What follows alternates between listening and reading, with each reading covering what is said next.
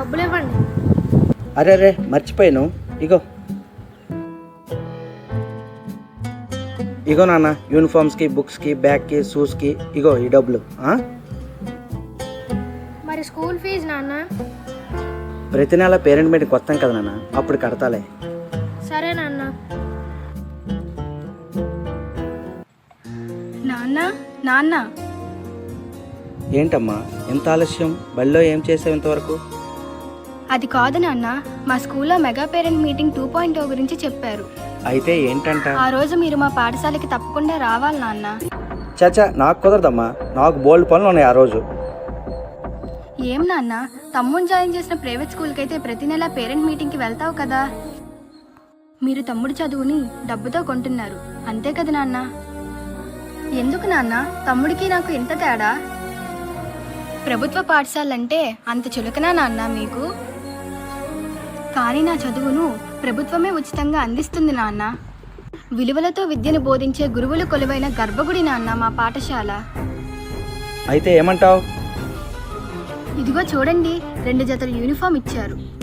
అంతేకాదు నాన్న, ఇదిగో ఇది చూడు, కొత్త షూ కూడా ఇచ్చారు. ఇది చూసారా నాన్న? సర్వేపల్లి రాధాకృష్ణన్ విద్యార్థిమిత్ర పేరుతో బ్యాగ్ను, బుక్స్ను, టెక్స్ట్ బుక్స్ను ఉచితంగా అందించింది నాన్న మన మంచి ప్రభుత్వం. మన కోసం మన ప్రభుత్వం ఇంత ఖర్చు పెట్టేటప్పుడు నా కోసం స్కూల్కి ఒక్కసారి రాలేవా నాన్న? నాన్న మీరు బాధపడినంటే మీతో ఒక మాట చెప్తాను.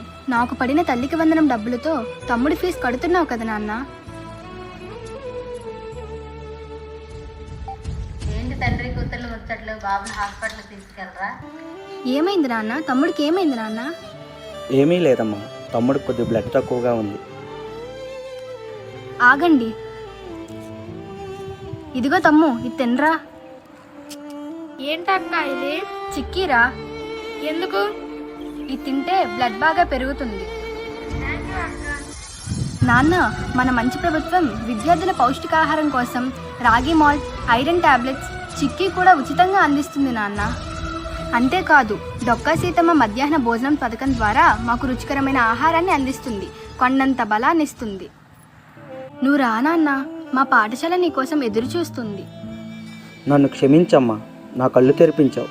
మెగా పేరెంట్ మీటింగ్ తప్పకుండా వస్తానమ్మా. నేను రావడమే కాదమ్మా, తమ్ముడిని కూడా మన ప్రభుత్వ పాఠశాలలోనే చేర్పిస్తానమ్మా. మీరేంటి అలా చూస్తున్నారు? పదండి, 2.1ని సక్సెస్ చేద్దాం. మన పాఠశాలలో మనమే అభివృద్ధి చేసుకుందాం. మా మంచి నాన్న. మా మంచి ప్రభుత్వం.